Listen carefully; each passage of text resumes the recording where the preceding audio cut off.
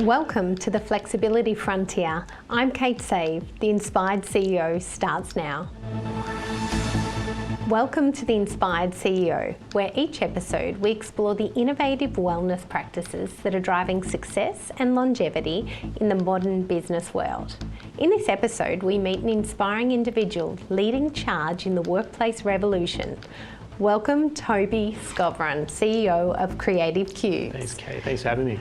My pleasure. Now, tell us, how did you get started with Creative Cubes and how did your past ventures really shape this journey? Yeah, most definitely. So the backstory is I moved from Sydney to Melbourne to chase a girl at the time. I'm happy to say that 20 plus years later, we're still having our summer fling. Very nice. Despite the fact that it's the middle of winter right now. But moved here, entrepreneur, cursed with ambition. Some people look at it and say, man, you're so blessed. I'm like, sometimes it's absolute curse. Cooking up ideas at midnight and sort of executing at midday. Not because I want to, but just because this is just a natural force for me. Yeah. Started a company called Petloo, which was a dog potty system. Yes. Grew that globally, about Yes. 168 countries of distribution. As part of us expanding into North America, Sim and I moved to Los Angeles in 2008. And we were newlyweds.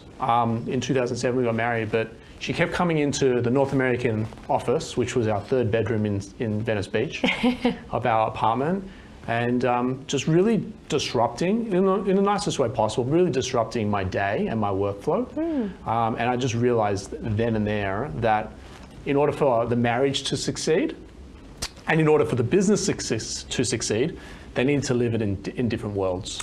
And so I moved into a co-working space in Santa Monica, California, which happened to be the old Google headquarters. Yes.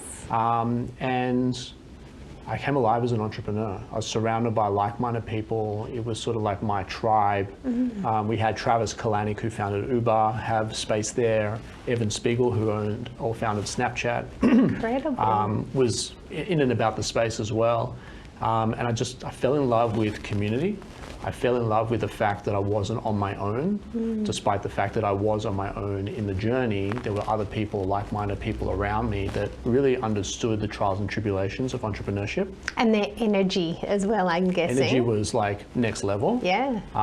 Here in Melbourne or in Australia, we have a footy game on a Sunday, maybe the grand final, and Wednesday the week before, no one's showing up to work. Yes. Whereas in the US, I take my kids ice skating on Christmas, and I happen to park in my co-working space, come up through the basement and leave through the ground floor to go to the ice skating ring down the street, and the place is jam-packed on Christmas with people just coding and hustling and doing their thing. So very chalk and cheese in terms of lifestyle, Yes. but really, really inspiring.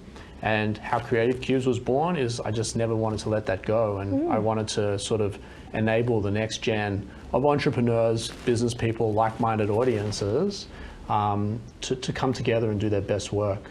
And so I guess as CEO, how do you keep your team motivated? Like, what is your leadership style? Yeah, so motivating people is not hard for me. They've just got to get an ounce of my presence. It's really, I really like, not live for them, but live for them, in as much as I lead by example. Yes. But I'm happy to hand the ball off if someone is the expert in that sector, and I don't need to come in over the top, but actually just get behind and enable support. I think culturally, Creative Cubes is quite unique in as much as our org chart. Normally, the CEO sits at the top. Yeah. I flipped our org chart when we started, and I said, I'm at the bottom. Yes. And I'm here to help you guys go. So from a hierarchical perspective, we're quite a flat org. From a leadership perspective, we have clear leadership. But really, it's about the person that's sitting at our happiness desk or part of the happiness team. I love that, and that sign, the happiness Yeah. team, is so inspiring. Yeah. To have them touch the customer on a daily basis, their role is 10x in terms of importance to mine. And I just want to make sure that I'm there, not necessarily hovering over them, but just, in fact, not hovering over them at all, just getting out of their way to enable them. But I'm a leader that leads by example, and I can't expect you to do it if I'm not prepared to do it myself. So I'm in the trenches, bottom of the org chart, trying to raise up everyone else.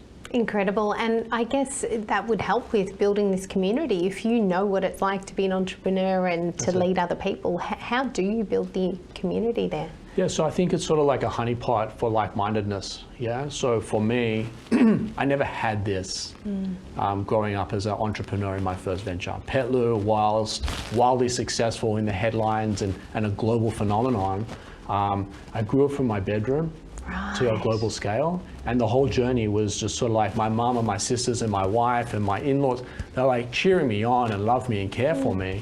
But they didn't understand the true trials and tribulations of entrepreneurship. And the loneliness, I think, sitting there, the pressure just on you. I mean, there was times in that business where we would owe millions of dollars to the client and have like a few $100s in the bank account. We had it in receivables, yes, but not actually in liquid on hand. There's like some really crazy stressful moments.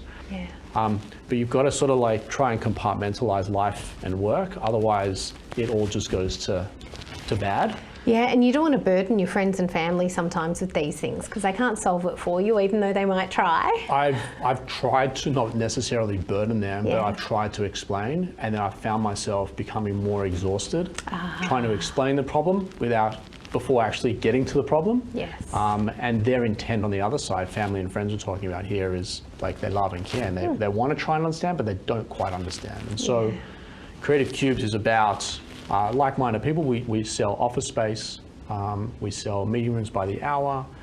If you just need to get away from the home for a day, for an hour, for a week, whatever the course is, you can just come and try and do your best work in a space that is really inspiring. And we have 11 locations across Victoria. 11 now? 22,000 square meters of space and about 5,500 members. And every day is different. It's exhilarating being on property, whatever property it is, because there's some great people doing some really great things. Well, I'm sure I've visited at least 5 of those locations, and I must say every time I'm there, I'm so inspired. I'm always curious what everyone else is doing, what businesses they're working in, and I think the environment is just, it's inspiring. It's colourful, it's bright, it's open, you can move to different areas. It's Yeah, and really for me, cool. like, I kind of weave in and out of the space, almost like undercover boss. I don't like the word boss, but like I'm invisible because for me, it's about the staff at the front, at the happiness desk, or alternatively our staff in our event spaces. They are the leaders. They are the curators of those environments. And so sometimes I can walk in and out and almost be invisible to, not, just under the radar. Yeah, so tell me a little bit, so obviously COVID would have been a pretty tough time for you guys, and how did you navigate that? Now on the other side of it, we've got this completely different workplace, which is some remote, some hybrid. What did it look like during COVID, post-COVID, and pre-COVID? So pre-COVID, like a bullet train, just like closing deals and signing people up and delivering happiness.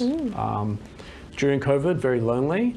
But I kind of learned about social currency, and social currency is, there's no income.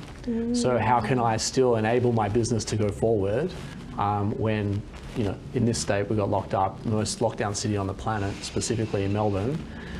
And your breath in there, it gives me anxiety myself. But social currency was a big thing. So I was able to lean on landlords. I was able to lean on different suppliers and vendors and partners and people that all believe in the mission and vision to enable Creative Cubes to get to the other side. Shareholders, the board. I was able to do stuff in a non-conventional way, but social currency is how I surmise it, because there was no real currency. And then in the post, I just really believe that good people win in the end. Knowing your story as well, it's very clear that theory plays out. But I believe good people win in the end. And sure, some rat bags might have the upper hand for a period of time, and life might suck, and things might be incredibly challenging, and you want to do crazy things. But if you just maintain true to yourself, you maintain a calmness. You don't lose control. And there's a lot of people, as a leader, there's a lot of people watching me, whether they're watching now or watching stuff that we push out on or social media, or they come to our spaces, or even the staff that are like, hey, Toby, I've got this issue. People are watching, and so Yeah. you've got to lead people through. And so I believe that good people win in the end, and I think that the sort of workplace revolution of hybrid, home, shrinking HQ, like Lululemon's a great example. Yeah. They are headquartered at our Collingwood site. Right. They've got 90 staff. They've got 45 workspaces and places in a private suite that we built for them, that their staff rotate through. Really? Yeah. That's and an incredible they're a multi-billion model. dollar, not ASX, but NASDAQ listed enterprise. They're looking at spaces like this. They're trusting us with their people. And so I feel like that's good people winning in the end, right? It was really bad for an extended period of time, unnecessarily here in Victoria, where lockdowns were, if you go to the office, you're going to die. Those were the sort of messages that were coming from the Premier and his people.